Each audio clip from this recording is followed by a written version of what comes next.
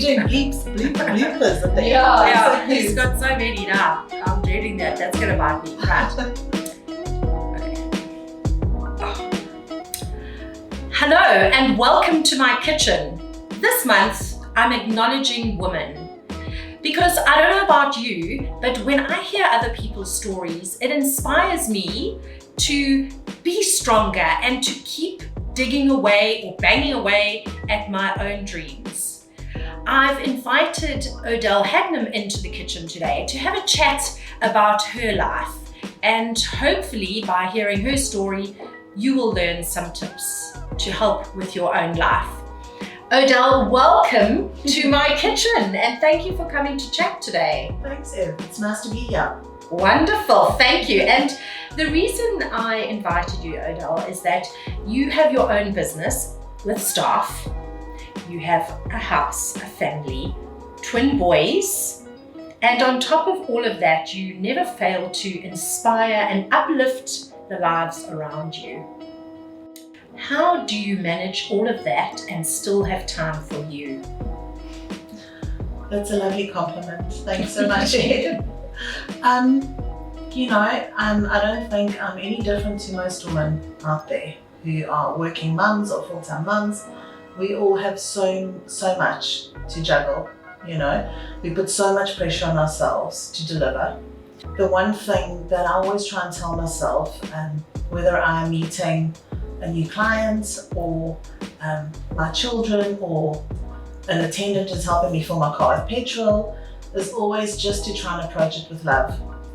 For me, just to be kind and to be loving and to be uplifting to someone else, it costs nothing, I don't always get it right. I have my grumpy days. Good, that's nice to hear. Of course. You're human. Yes, but it's nice just to actually have that mindful intent. Even when it slips, that's okay. But just to know that when I approach someone and talk to someone, I want to leave them better off. That's really important to me. That's amazing, but what happens when you have an off day? And I have many off days, let me tell you. And an off day is all about me and not really about the people I'm encountering. So when I'm having an off day, I try and regroup myself and think, what is needed here? What is needed here to shift gears? Did I blow up at my sister? There's an apology needed. Yeah. Did I neglect my son? What have I done? And sometimes I can be stubborn. The apology may take a while. I'll be the first to admit it. But it's okay. It's okay that it doesn't always go your way. It's okay that it's not always smoothly. For me, the gift is as long as you can see that, then you can start to do something about it and start shifting gears. And the things that I do to shift gears is just to stop. I'm a firm believer in what I've been taught as the pause, or some meditate. And even if something goes really bad, if I have a bad meeting, before I get out of my car and walk into the office, I'll just sit there for a few moments, clutching my steering wheel, breathing deeply. Okay, really breathing. And just really change the tone before I get out of my car, A really wise friend once gave us some advice, and they said, when you get home after work, actually strip your clothes from the day and put something else on. It just changes the tone. That's such a good idea. Isn't it? Yeah, yes, like relax, yes. Change the scene. Yes. You're no longer at work or at the gym or wherever you come from, just actually physically change something so that mentally there's a change too. Yes. I like that. That's a very good idea. Very good tip. Isn't it? Yes, I'm going to try that. I haven't done that yet.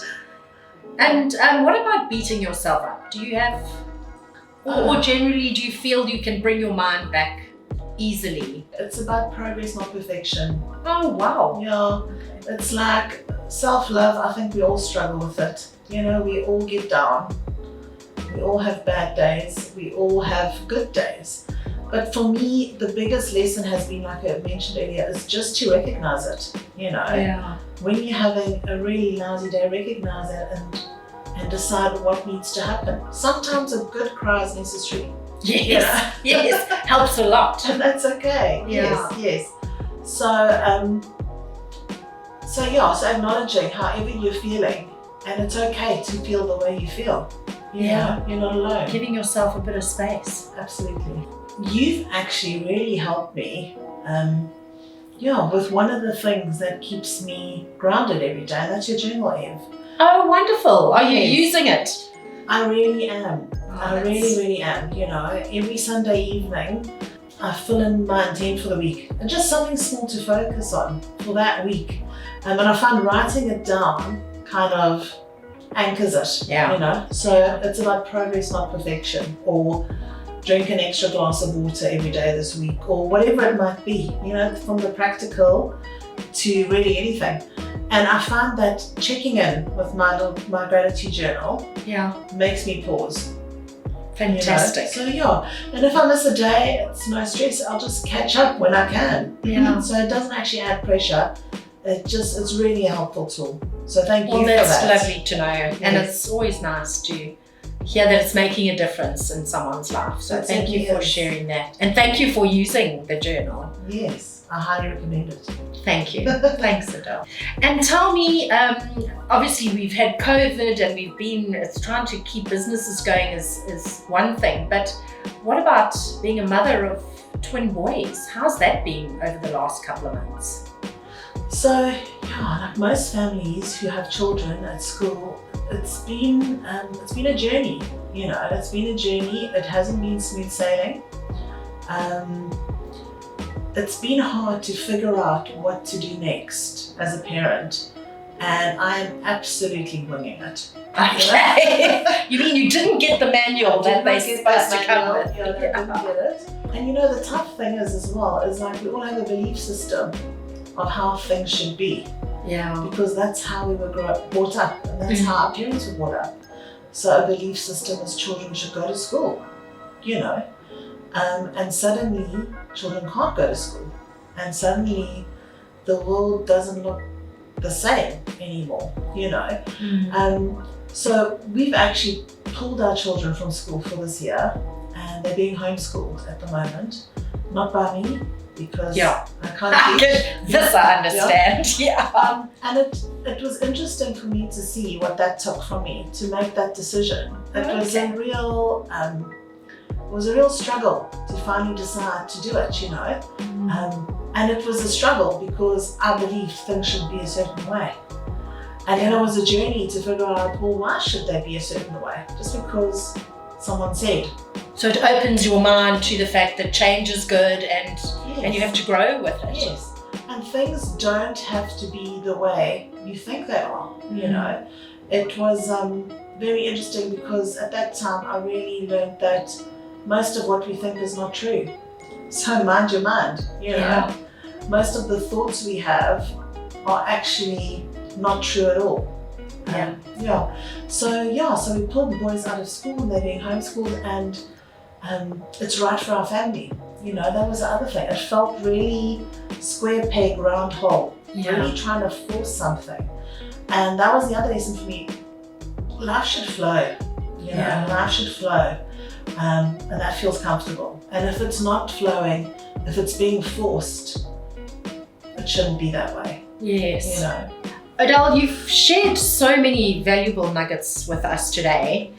I'd love you to just tell us what is in your daily routine that keeps your cup full, or things that you do that will keep you sane. Well, the things that I aim to do every day is definitely to stop.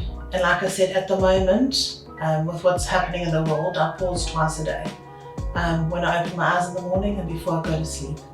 And that's a time where I just stop and try and get that mind to settle down. So it's not racing, thinking 1,000 thoughts and what needs to be done, just to settle down.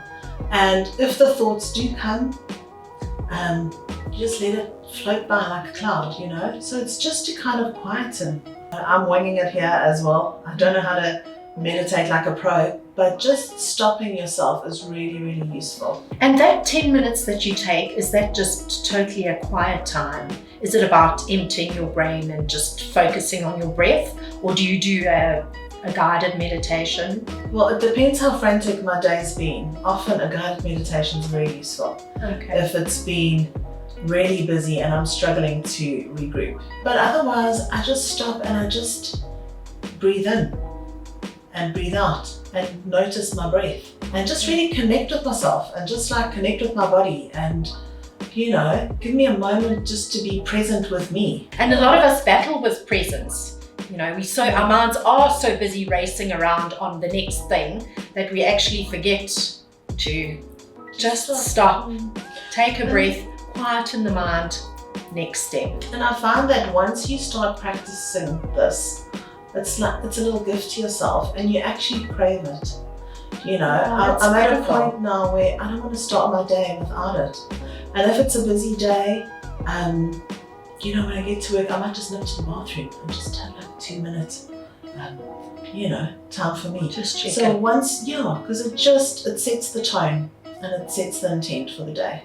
Well, thank you. On that note, thank you for being here. Thank you for chatting to us. And thank you for the amazing tips that you've shared with us today.